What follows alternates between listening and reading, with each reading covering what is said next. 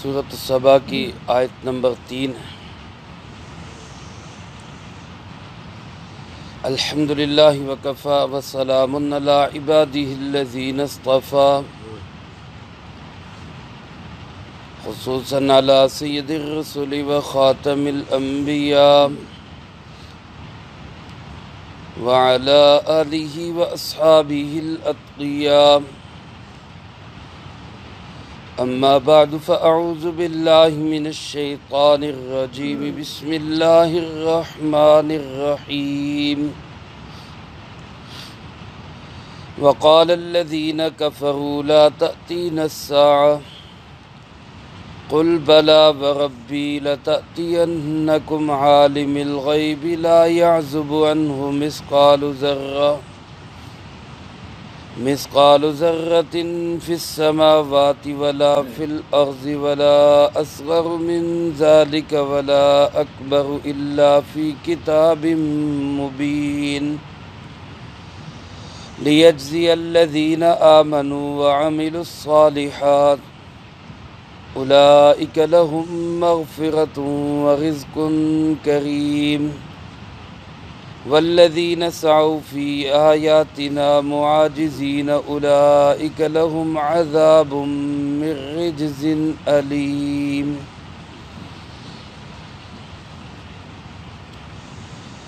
وقال الذين كفروا، اور کہنے لگے یہ کافر لوگ، لا تأتینا الساعة، نہیں آئے گی ہمارے پاس قیامت۔ قل بلا وربی، اے پاک پیغمبر صلی اللہ علیہ وسلم آپ فرما دیجئے کیوں نہیں، اور میرے پروردگار کی قسم، لتأتینکم، ضرور بضرور وہ تمہارے پاس آئے گی، عالم الغیب،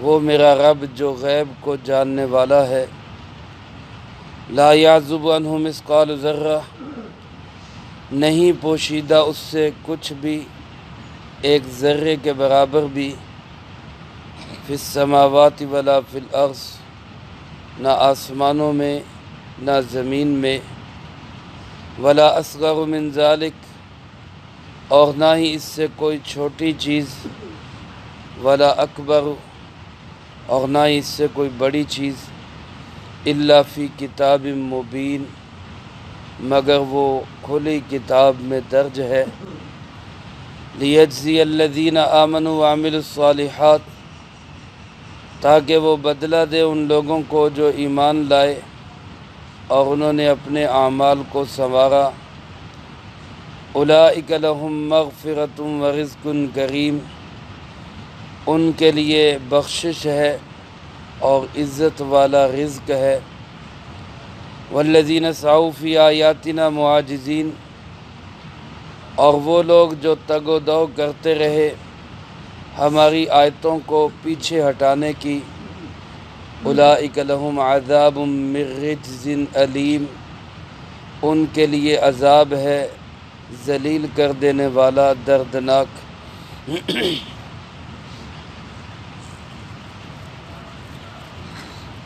میرے محترم دوستو، عقیدہ آخرت اسلام کے بنیادی عقائد میں سے ایک عقیدہ ہے۔ عقیدہ آخرت کا مطلب یہ کہ میرا آپ کا ہر مسلمان کا یہ ایمان ہے، الحمدللہ اللہ اسی ایمان پہ ثابت قدم رکھے اور اسی پہ موت نصیب فرمائے کہ مرنے کے بعد انسان ختم نہیں ہوتا بلکہ ایک نئی زندگی شروع ہو جاتی ہے، اور پھر ایک وقت آئے گا جب قیامت آئے گی اور تمام انسان ایک میدان میں جمع ہوں گے، جس نے جو کیا ہوگا اس کے کیے کا اس کو حساب دینا ہوگا۔ اچھا کیا ہے تو اس کا اچھا بدلہ ملے گا، برا کیا ہے تو اس کا بھیانک اور خوفناک انجام دیکھنا پڑے گا۔ یہ عقیدہ آخرت ہے۔ دنیا کے اندر آج بھی بہت سارے لوگ ایسے موجود ہیں جو اس عقیدہ آخرت کے منکر ہیں۔ آپ علیہ الصلاۃ والسلام کے زمانے میں جب قرآن کریم نازل ہو رہا تھا، اس وقت بھی اہل مکہ کی ایک بڑی تعداد ایسی تھی جو عقیدہ آخرت کو نہیں مانتی تھی۔ وہ کہا کرتے تھے کہ کوئی قیامت نہیں، مرنے کے بعد کوئی زندگی نہیں، مر گیا ختم ہو گیا، اس کے بعد کچھ نہیں۔ اسلام نے ہمیں بار بار اس بات کی طرف یاد دہانی کرائی ہے۔ قرآن کریم نے پاک پیغمبر جناب محمد کریم خاتم النبیین صلی اللہ علیہ وسلم نے بار بار اس کی طرف یاد دہانی کرائی کہ تم نے مرنا ہے، رب کے سامنے کھڑے ہونا ہے، ایک ایک عمل کا حساب دینا ہے۔ لیکن میرے محترم دوستو، آپ علیہ الصلاۃ والسلام جب ان کو اس بات کی طرف توجہ دلاتے تو وہ بجائے اس کے کہ اس کو مانتے، ڈٹائی کے ساتھ، ضد کے ساتھ، ہٹ دھرمی کے ساتھ، انتہائی بیہودہ اور بدتمیزی کے انداز میں رسول اللہ صلی اللہ علیہ وسلم کی اس بات کا انکار کیا کرتے۔ یہاں بھی اللہ پاک نے انہی کے انکار کو ذکر کر کے قیامت کو ثابت کیا ہے کہ قیامت ضرور آئے گی۔ فرمایا وقال الذین کفروا، یہ کافر لوگ کہتے ہیں لا تأتینا الساعہ، ہمارے پاس کوئی قیامت نہیں آئے گی، قیامت کا دن کچھ نہیں ہے، نہیں آئے گی، نہیں ہے قیامت، ایسے خام خواہ ڈراتے ہیں۔ اور بعض اوقات کہا کرتے کہ متی ھذا الوعد ان کنتم صادقین، قیامت آنی ہے تو اس کا کوئی ٹائم دو، کوئی متعین وقت بتاؤ کب آئے گی، یہ وعدہ کب پورا ہوگا۔ رسول اللہ صلی اللہ علیہ وسلم ہر چند ان کو سمجھاتے کہ بھائی اس کا علم کس کے پاس ہے؟ اللہ کے پاس ہے۔ انما علمھا عند ربی، قیامت کب آئے گی اس کا علم صرف کس کو ہے؟ اللہ پاک کو۔ لا یعلمھا الا ہو، اس کے متعلق کوئی نئی تفصیل جانتا سوائے اسی کے۔ لیکن وہ پھر بھی ضد اور ہٹ درمی کے ساتھ کہتے کہ نہیں جی ایسا کچھ بھی نہیں۔ قبرستان سے بوسیدہ ہڈیاں اٹھا لاتے، ان کو آپ علیہ الصلاۃ والسلام کے سامنے ہاتھوں پہ مسل کے پھونک مار کے اڑاتے اور پھر کہتے کہ من یحیی العظام وہی رمیم، ان بوسیدہ ہڈیوں کو کون زندہ کرے گا جب یہ پاؤڈر بن چکی ہوں گی، بکھر چکی ہوں گی، کون ان کو زندہ کرے گا؟ اللہ پاک نے اس کا جواب ارشاد فرمایا، پاک پیغمبر صلی اللہ علیہ وسلم آپ فرما دیں یحییھا الذی انشأھا اول مرہ، ان کو وہی زندہ کرے گا جس نے ان کو پہلی دفعہ پیدا کی۔ جو پہلی دفعہ بنا سکتا ہے وہ مٹا کے دوبارہ بھی بنا سکتا ہے۔ یہاں بھی اللہ پاک نے اسی طرح جس طرح انہوں نے انکار کیا کہ لا تأتینا الساعہ، کوئی قیامت ہمارے پاس نہیں آئے گی، اللہ پاک نے اسی طرح زوردار انداز سے جواب دیا، اور خود نہیں جواب دیا بلکہ اپنے محبوب صلی اللہ علیہ وسلم کو فرمائے کہ قل، آپ جواب دیں، آپ ان کو ارشاد فرمائے۔ یہ اور زیادہ تاکید ہے کہ میں بھی کہہ رہا ہوں میرا محبوب دنیا کے اندر تمہارے پاس رہنے والا وہ بھی یقین کے ساتھ کہہ رہا ہے کہ قیامت ضرور آئے گی۔ ایک تو تاکید یہیں سے پتہ چل گئی، پھر دوسری تاکید یہ کی کہ بلا، علماء نے لکھا کہ یہ جو بلا کا لفظ ہے یہ مخاطب کی بات کے انکار کے لیے اور متکلم کی بات کے ثابت کرنے کے لیے آتا ہے۔ جب کوئی انسان کہے کہ یہ نہیں ہو سکتا تو اس کے جواب میں ہم کہتے کیوں نہیں ہو سکتا، یہ بلا اس کے لیے آتا ہے کیوں نہیں ہو سکتا۔ تم جو کہہ رہے ہو کہ قیامت نہیں آئے گی تو اللہ پاک فرماتے بلا کیوں نہیں آئے گی، کیا رکاوٹ ہے اس میں، کیوں نہیں آ سکتی۔ اور پھر تیسری بات یہ کہ قسم اٹھائی وربی میرے رب کی قسم۔ آپ کو کہنا کہ آپ کہیں یہ بھی تاکید، بلا بھی تاکید، پھر قسم اٹھانا میرے پروردگار کی قسم، رب کی قسم، پھر اس کے بعد لام تاکید، نون تاکید ثقیلہ، لتأتینکم، یہ قیامت ضرور بضرور تمہارے پاس آئے گی۔ اندازہ کریں کہ کتنی تاکیدوں کے ساتھ، کتنی پختہ بات، کتنی زوردار انداز سے اللہ پاک فرما رہے ہیں کہ پکی بات ہے، پکی بات ہے، پکی بات ہے، قیامت ضرور آئے گی۔ میرے محترم دوستو، اگر آج اس عقیدے کو ہم مضبوط کر لیں کہ میں نے ایک دن اپنے ہر عمل کے کھڑے ہو کے اللہ کے سامنے اپنے ہر عمل کا حساب دینا ہے، تو ایمانداری سے بتاؤ دنیا کے اندر کوئی جرم رہ جائے گا؟ بندہ جرم کرتا ہی اس وقت ہے جب وہ یہ سمجھتا ہے کہ مجھے کون پوچھنے والا ہے، مجھے کون پوچھنے والا ہے۔ چور چوری اسی وقت کرتا ہے جب وہ دیکھتا ہے کہ کوئی نہیں دیکھ رہا۔ ڈاکو اسی وقت ڈکیتی کرے گا کہ جب وہ سمجھتا ہے کہ کسی کو پتہ نہیں چلا۔ فراڈیا اسی وقت فراڈ کرتا ہے جب وہ سمجھتا ہے کہ میرے فراڈ کا کسی کو پتہ نہیں چلے گا۔ بددیانت ہو، زانی ہو، شرابی ہو، چور ہو، بدماش ہو، یہ سب اسی وقت ہوتی ہیں، جرائم اسی وقت ہوتے ہیں جب بندہ سمجھتا ہے کہ مجھے کون پوچھنے والا۔ ظالم ظلم اسی وقت کرتا ہے جب وہ سمجھتا ہے کہ دنیا کا کوئی قانون، کوئی پولیس، کوئی طاقتور مجھے نہیں روک سکتا، پھر وہ ظلم کرتا ہے۔ لیکن اگر وہ یہ سمجھ لے کہ ایک بڑی عدالت بھی لگنے والی، یا سیشن کورٹ میں سفارش چل جائے گی، ہائی کورٹ میں رشوت چل جائے گی، سپریم کورٹ میں تعلق چل جائے گا، بڑے سے بڑا مجرم بچ جائے گا۔ لیکن میرے محترم دوستو، اس سپریم کورٹ سے بھی بڑی ایک عدالت ہے، اور وہ عدالت کس کی عدالت ہے؟ اللہ کی عدالت۔ اس سے کون بچے گا؟ وہاں کون بچائے گا؟ نہ رشوت، نہ سفارش، نہ تعلق، مجرم کو کوئی بچا نہیں سکتا، حتیٰ کہ مجرم کی کوئی سفارش بھی نہیں کر سکتا۔ وہاں پہ سفارش بھی اس کی ہوگی جس کی اللہ رب العالمین خود اجازت دے گی۔ تو آج اس عقیدے کو مضبوط کرنے کی ضرورت ہے۔ حضرت عمر رضی اللہ تعالیٰ عنہ، یہ صحابہ کرام رضی اللہ تعالیٰ عنہ مجمعین کے دور میں جرائم کیوں نہیں ہوتے تھے؟ قاضی کیوں فارغ بیٹھے تھے؟ پولیس والے کیوں ہاتھ پہ ہاتھ دھر کے بیٹھے تھے؟ وہاں پہ یقین ایسا بنا ہوا کہ ماں کہتی ہے بیٹی دودھ میں پانی ملا دو، کچھ نہیں ہوتا، کوئی نہیں دیکھ رہا، اور بیٹی کیا کہتی ہے کہ اماں امیر المومنین یا پولیس یا کوئی نہیں دیکھ رہا، لیکن ان سب کا خدا ہمارا مالک اللہ وہ تو دیکھ رہا ہے، وہ تو دیکھ رہا ہے۔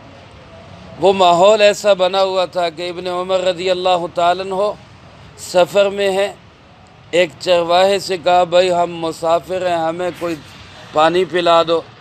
تو اس نے کہا جی پانی کیوں، میں آپ کو دودھ پلاتا ہوں، میرے مالک نے اجازت دی ہے، تو مسافر آئے تو اس کو دودھ پلا دیا کرو۔ ابن عمر رضی اللہ تعالیٰ عنہ نے سوچا اس کا امتحان لینا چاہیے، اس کو کہا کہ بھائی ایسا کرو ہم سے پیسے لے لو اور ایک بکری ہمیں دے دو، مالک پوچھے گا تو کہہ دینا کہ بکری کو بھیڑیا کھا گیا۔ اس کو کیا پتا جنگل میں بھیڑیے کھا جاتے، پیسے تم جیب میں رکھ لینا، گوشت ہم کھا لیں گے، ہماری بھوک بھی مٹ جائے گی، تمہارا کام بھی بن جائے گا۔ تو وہ چرواہا ایک دم تڑپ کے کہتا ہے فَأَيْنَ اللَّهُ، مالک کو تو جواب دے لوں گا، اللہ کو کیا جواب دوں گا، اللہ کو کیا جواب دوں گا۔ یہ عمومی ماحول اور عمومی فضا بنی ہوئی تھی، ہر ایک کا ایمان ایسا تھا۔ میرے محترم دوستو، جب تک ہماری عمومی فضا یہ نہیں بنتی، ہمارا تاجر یہی سوچے کہ اللہ کو کیا جواب دوں گا، ہمارا مزدور یہی سوچے کہ اللہ کو کیا جواب دوں گا، مالک یہی سوچے، ملازم یہی سوچے بادشاہ یہی سوچے، رعایا یہی سوچے، گورنمنٹ کی سوچ بھی یہی ہو، پبلک اور عوام کی سوچ بھی یہی ہو، اللہ کو کیا جواب دوں گا، تو پھر معاملات سیدھے ہوں گے۔ اس لیے قرآن کریم نے عقیدہ توحید کے بعد سب سے زیادہ جس عقیدے پہ زور دیا ہے وہ عقیدہ آخرت ہے۔ یہ عقیدہ ہے جو انسان کو تیر کی طرح سیدھا رکھتا ہے، یہ ٹیڑھا نہیں ہونے دیتا، کیونکہ پتہ ہوتا ہے کہ ذرا سا دائیں بائیں ہوا تو اللہ کو جواب دینا پڑے گا۔ اللہ پاک فرماتے ہیں کہ ضرور آئے گی قیامت۔ اچھا، اب یہ سوال ہے کہ یہ لوگ جو بکھر گئے، ہڈیاں بن گئی، سینکڑوں نہیں ہزاروں سال گزر گئے لوگوں کو فوت ہوئے ان کے جسم تک ختم ہو گئے، تو کیسے دوبارہ زندہ ہوں گے؟ کیسے دوبارہ زندہ ہوں گے؟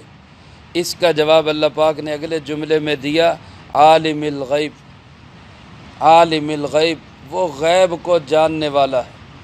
میں اس رب کی قسم اٹھا رہا ہوں جو ہر چیز کی پوشیدہ باتوں کو جاننے والا ہے، اور وہ اتنا علیم ہے کہ لا یعزب عنہ مثقال ذرہ، ایک ذرہ بھی اس کی نگاہوں سے چھپا ہوا نہیں ہے۔ ذرہ کہتے ہیں ایک چھوٹی سی چونٹی کو بھی، اور ذرہ کہتے ہیں یہ جب دھوپ روشن دان سے آئے تو اس میں وہ باریک سے ذرے جو اڑتے نظر آتے ہیں ان کو بھی ذرہ کہا جاتا ہے۔ تو اتنی باریک سی چیز بھی اللہ کی نگاہ سے پوشیدہ نہیں ہے، اور فرمایا وہ آسمانوں میں ہو، وہ زمین میں ہو، اس ذرے سے چھوٹی ہو، اس ذرے سے بڑی ہو، ہر چیز الا فی کتاب مبین، یہ کس میں لکھی ہوئی ہے؟ اللہ کی کھلی کتاب میں لکھی ہوئی، لوح محفوظ میں سب کچھ لکھا ہوا ہے، سب کچھ اس کے اندر درج ہے، کوئی چیز بھی اللہ کے احاطہ علم سے باہر نہیں ہے۔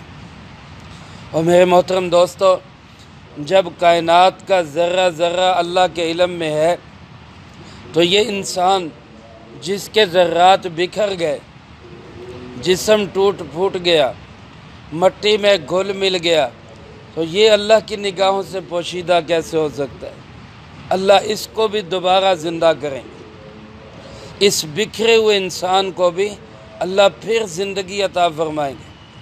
حدیث پاک میں آتا ہے قیامت کا بگل بجے گا تو ایک فرشتہ اعلان کرے گا، یا ایھا العظام البالیہ، او بوسیدہ ہڈیوں، او ٹوٹے پھوٹے جسموں، او بکھری ہوئی ہڈیوں اور ماسوں، اللہ تمہیں بلا رہا ہے، اللہ تمہیں بلا رہا ہے۔ تو انسان کی دمچی، یہ جو ریڑھ کی ہڈی کی پچھلی سائیڈ ہے نیچے والی، یہ باقی رہتی ہے، یہ نہیں ختم ہوتی، اس کے ساتھ پھر دوبارہ سارا انسان جڑے گا، اس کی ہڈیاں جڑیں گی، اس کا گوشت پوست جڑے گا، اس کی کھال جڑے گی، وہی انسان دوبارہ جیتا جاگتا زندہ انسان بن کے اپنی قبر سے اٹھے گا، اور حیران ہو کر، پریشان ہو کر کہے گا، من بعثنا من مرقدنا، کس نے ہمیں ہماری آرام گاہوں سے اٹھا دیا، کس نے دوبارہ زندہ کر دیا، ہم تو سوئے ہوئے تھے، کس نے پھر ہمیں جگا دیا؟ وہ جگانے والا کون ہے؟ اللہ۔ تو ضرور یہ قیامت آئے گی، اللہ سے کچھ بھی چھپا ہوا نہیں ہے، سب کچھ سامنے آئے گا۔ قیامت کیوں آئے گی؟ اس کی ضرورت کیا ہے؟ اس کا فائدہ کیا ہے؟ نہ آئے تو کیا ہوگا؟ اللہ پاک نے اگلی آیت میں اس کا جواب دیتے ہوئے ارشاد فرمایا، لِيَجْزِيَ الَّذِينَ آمَنُوا وَعَمِلُوا الصَّالِحَاتِ، تاکہ وہ اللہ ایمان والوں کو اور اچھے اعمال کرنے والوں کو ان کا بہترین بدلہ دے۔ دنیا کے اندر تو عام طور پر آپ دیکھتے ہیں کہ جو انسان مظلوم ہے، دنیا کی عدالتیں بھی اس کو چھوڑ دیتی، پولیس بھی اس کا ساتھ نہیں دیتی، عدالتیں بھی اس کو چھوڑ دیتی ہیں۔ آج قانون بھی جس کی لاٹھی اس کی بھینس بنا ہوا ہے، جو طاقتور ہے اس کا ساتھ دیتے ہیں، جو کمزور ہے وہ بیچارہ انصاف کے لیے دادا مقدمہ کرتا ہے، اور پوتے کی زمانے میں جا کے فیصلہ ہو جاتا ہے کہ جی اس کا کوئی فیصلہ نہیں ہو سکتا، یہ کیس ہی خارج کر دیا جائے۔ یہ عدالتی نظام ہے ہمارا۔ تو یہاں دنیا کی عدالتوں میں بھی مظلوم کو کوئی داد رسی نہ کرے، اور قیامت کی بڑی عدالت میں بھی ظالم کو ظلم کا بدلہ نہ ملے اور مظلوم کی فریاد رسی نہ ہو، تو پھر یہ ساری دنیا بنانے کا کیا فائدہ، یہ سارا نظام چلانے کا کیا فائدہ؟ اس لیے اللہ پاک فرماتے میں نے ایک دن ایسا رکھا ہے جس دن کے اندر دودھ کا دودھ ہوگا، پانی کا پانی ہوگا، انصاف ملے گا ہر ایک کو، ظالم کو ظلموں کا بدلہ ملے گا، مظلوم کی داد رسی ہوگی، فریاد رسی ہوگی۔ ایمان والے جو عام طور پہ دنیا کے اندر مظلومانہ زندگی گزار کے جاتے ہیں، اللہ فرماتے میں ان ایمان والوں کو ان کے ایمان اور اعمال صالحہ کا خوبصورت بدلہ دوں گا، اچھا بدلہ ان کو ملے گا۔ اور اس اچھے بدلے کی ذرا سی جھلکی کیا ہے، چھوٹی سی جھلکی کیا ہے؟ فرمایا اولئک لہم مغفرہ، ایک تو اللہ ان کی بخشش کر دے گا۔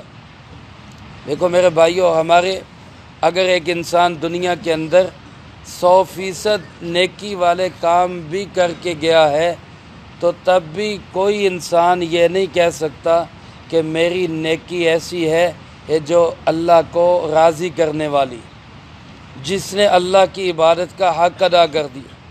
ہماری تو عبادتیں بھی ایسی ہیں کہ جو ناقابل قبول ہیں، منہ پہ مار دینے والی ہے۔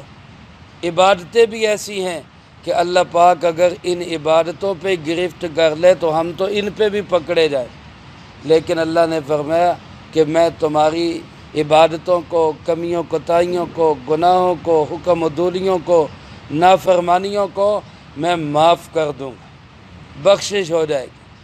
اور دوسری جھلکی، اس کی معمولی سی جھلکی کیا ہے کہ وَرِزْقٌ کریم، اللہ ان ایمان اور اعمال صالحہ والوں کو عزت والا رزق دے گا، باعزت روزی ملے گی۔ دنیا کے اندر انسان روزی کے پیچھے عام طور پہ کھجل ہو جاتا ہے، خوار ہو جاتا ہے، بعض اوقات لوگوں کے طعنے مینے سننے پڑتے ہیں، مالکوں کی گالیاں بھی سننی پڑتی ہے، برا بھلا بھی سہنا پڑتا ہے کہ کیا کریں، مال کمانا ہے، دنیا کمانی ہے، رزق حاصل کرنا ہے۔ لیکن میرے محترم دوستو، اللہ فرماتے وہاں جوتوں میں دال نہیں بٹے گی، وہاں اللہ عزت والی روزی دے گا، اعزاز و اکرام کے ساتھ روزی دے گا، بخشش بھی ہوگی، عزت والا رزق بھی ملے گا۔ یہ معمولی سی جھلکی اللہ نے دکھا دی۔ ان نعمتوں کی حقیقت کیا ہے؟ اللہ فرماتے ما لا عین رأت، کسی آنکھ نے دیکھی نہیں، ولا اذن سمعت، کسی کان نے سنی نہیں، ولا خطر علی قلب بشر، کسی دل پہ ان کا خیال بھی نہیں گزرا، کوئی سوچ بھی نہیں سکتا کہ میں نے ایمان والوں کے لیے کیا کچھ تیار کر رکھا ہے۔ اللہ ہمیں ان لوگوں کے اندر شامل فرمائے۔ اور اس کے مقابلے میں فرمایا والذین سعوا فی آیاتنا معاجزین، وہ لوگ جو دنیا کے اندر اس تگ و دو میں لگے رہے کہ ہماری آیتوں کو جھکا دیں، ہماری آیتوں کو پیچھے ہٹا دیں، ہمارے دین کو مغلوب کر دیں، ختم کر دیں، جو اس کوشش میں لگے رہے۔ دیکھو میرے دوستو، اللہ پاک نے ایمان اور اعمال صالحہ والوں کا مقابلہ دین کا مقابلہ کرنے والوں سے کیا ہے، بے عملوں سے نہیں کیا۔ یہ ہمارے لیے ایک بڑی اچھی خوشخبری ہے۔ ہم بے عمل ہیں، عمل نہ ہونا یہ اتنا بڑا جرم نہیں ہے، یہ بڑا گناہ نہیں ہے۔ اس کی بخشش ہو جائے گی، اس کی معافی ہو جائے گی، اس کی سفارش ہو جائے گی۔ اللہ کے نزدیک بڑا جرم اور گناہ دین کا مقابلہ کرنا، قرآن کے مقابلے میں آنا ہے، رسول اللہ صلی اللہ علیہ وسلم کے مقابلے میں آنا ہے، دین کو مٹانے کی کوشش کرنا ہے۔ اس بات کے اوپر اللہ پاک نے فرمایا جو لوگ میرے دین کا مقابلہ کریں، میری آیتوں کو مٹانے کی کوشش کریں، میرے دین کو مغلوب کرنے کی کوشش کریں، اولئک لہم عذاب من رجز علیم، ان کے لیے ذلتناک، عبرتناک، خوفناک اور دردناک عذاب ہوگا۔ ان کے لیے عذاب ہے۔ جو بے عمل ہے وہ تو اللہ اپنی رحمت سے معاف کر دے گا، اللہ اپنے نبیوں کی سفارش سے معاف کر دے گا، امام الانبیاء جناب محمد کریم صلی اللہ علیہ وسلم کی سفارش سے معافی مل جائے گی، شہداء، حفاظ، علماء اور حاجیوں کی سفارش سے معافی مل جائے گی۔ اللہ اپنی رحمت سے لپیں بھر بھر کے لوگوں کو جنت میں داخل کر دے گا۔ یہ بے عمل ہوں گے۔ لیکن جنہوں نے مقابلہ کیا ہے، جنہوں نے اللہ کے دین کو نیچا دکھانے کی کوشش کی ہے، رکاوٹیں ڈالی ہیں، ان کے لیے اللہ فرماتے پھر کوئی معافی نہیں ہوگی، پھر دردناک اور ذلتناک اور عبرتناک انجام ہوگا، خوفناک طریقے سے ان کو سزا ملے گی۔ یہ دو انجام اللہ پاک نے سامنے بتا دیے۔ اچھا رزق، بخشش یہ لینا چاہتے ہو تو ایمان و اعمال صالحہ والی زندگی بناؤ، دین کے ساتھ جڑے رہو، بے عملی ہو جائے معافی مانگ لو، توبہ کر لو، لیکن دین کا مقابلہ نہ کرو۔ اگر مقابلہ کرو گے تو پھر یہ خوفناک اور بھیانک انجام وہ تمہارا مقدر ہوگا۔ اللہ ہمیں دین کا مقابلہ کرنے سے بچنے کی توفیق نصیب فرمائے اور ان لوگوں کی صف میں کھڑا فرمائے جو دین کے حمایتی اور مددگار ہیں۔ ان لوگوں کی صفوں میں اللہ ہمیں کھڑا نہ کرے جو دین کے مخالف، دشمن اور دین کو مٹانے والے اور مغلوب کرنے والے ہیں۔ اللہ پاک ہم سب کو کہے سنے کو زندگی میں لا کے دوسروں تک پہنچانے کی توفیق عطا فرمائے۔ اللہم انت السلام و منک السلام، تبارکت ربنا و تعالیت یا ذا الجلال والاکرام۔ اللہم انا علی ذکرک و شکرک و حسن عبادتک۔ اللہم احسن عاقبتنا فی الامور کلیہا واجرنا من خزی الدنیا وعذاب الآخرہ۔ اللہم واقیتا کواقیت الولید، اللہم استر عوراتنا وآمن روعاتنا۔ اللہم انا نجعلک فی نحورہم ونعوذ بک من شرورہم۔ اللہم اکفنا بحلالک عن حرامک واغننا بفضلک عن من سواک۔ اللہم اکفنا کل مہم من حیث شئت ومن این شئت، رب اغفر وارحم وانت خیر الراحمین۔ ربنا تقبل منا انک انت السمیع العلیم وتب علینا انک انت التواب الرحیم۔ وصلی اللہ علی النبی الکریم وعلی آلہ واصحابہ اجمعین برحمتک یا ارحم۔